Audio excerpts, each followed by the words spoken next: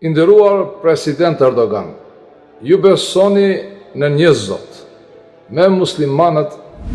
e Makedonisë. Për Zoti Stojkovicit dhe vëmëros në Macedoni po I largon një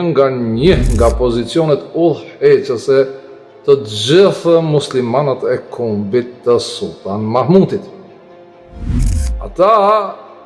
të xhamietit kanë frikë të ankohen të shkëlqësia juaj të informojnë zyrën e presidentit të Turqisë, por për ta fshirë frikën e tyre po përdorin emrin e shqiptarëve të kombit të Gjergj Kastriot Skënderbeut. Unë e di që Furkoni, Zejdi, Bekiri dhe Imeri me kulturë të Sultan Mahmutit nuk bëhen shqiptar të Shqipërisë të Gjergj Kastriotit deri në ditën e gjykimit kurrën e kurrës, sepse urrejnë Gjergj Kastriotin më shumë se shtetin e Izraelit. Nderuar president Erdogan, me të gjithë këta që e fotografuar, të gjithë kanë folur në emrin tënd dhe ju kanë premtuar muslimanëve të kombit të Sultan Mahmutit në Makedoni se shumë shpejt Makedonia do të bëhet Turqi, do të bëhet Medinë dhe Imon turk, elhamdulillah. Mirë po, premtimet mbeten vetëm fonton dëshiras të gjithë miqtë e tu,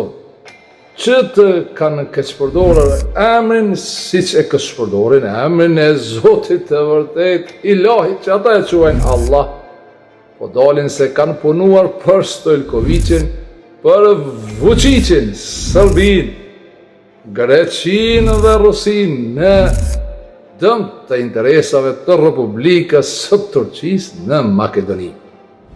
I nderuar president Erdogan,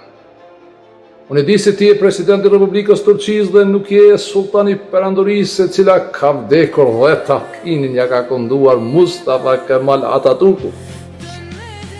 Dia nuk e di, nderuar president, unë dua të ta them se në Shkupin ku unë kam lindur në kohën e perandorisë osmane, shqiptarët e besimit katolik kanë jetuar në harmoni, paqe dhe kanë qenë aristokracia e Shkupit. Mirë po me vdekjen e perandorisë, të gjithë hoxhallarët e ndërruan kiblen, u bën me Beogradin me Nikola Pashiqin dhe vendosën që ta deturqizojnë dhe deshqiptarizojnë Maqedoninë në favor e televizjeve panslaviste. Mua më vjen shumë keq, do të vini në Shkup të hapni xhaminë e juaj, por të gjithë hoxhallarët e grupet ku Turqia ka investuar janë të kontrolluar nga Zoti Stojkovicit me urdhra nga Beogradi. Unë e di se ju jeni shtet me nam dhe nuk bini lehtë në kurtha, por atje ku keni investuar ju duhet ta merrni lajmin se njerëzit e grupet që fshehen në emër të Islamit punojnë natë e ditë ta bëjnë Turqinë armike të Evropës, ta afrojnë me Rusinë, kur ju e dini shumë mirë se perandoria osmane asnjë luftë nuk e ka fituar me Rusinë për shkak se hoxhallarët kanë qenë me shpirt rusisë prej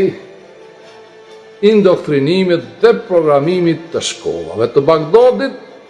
dhe si të tillë kanë qenë dhe janë kundër Zotit, kundër Ilahit. Ka koha për një Atatürk të ri në Turqi, të shpëtohet Turqia, e jo të mendoni se keni lidhje të forta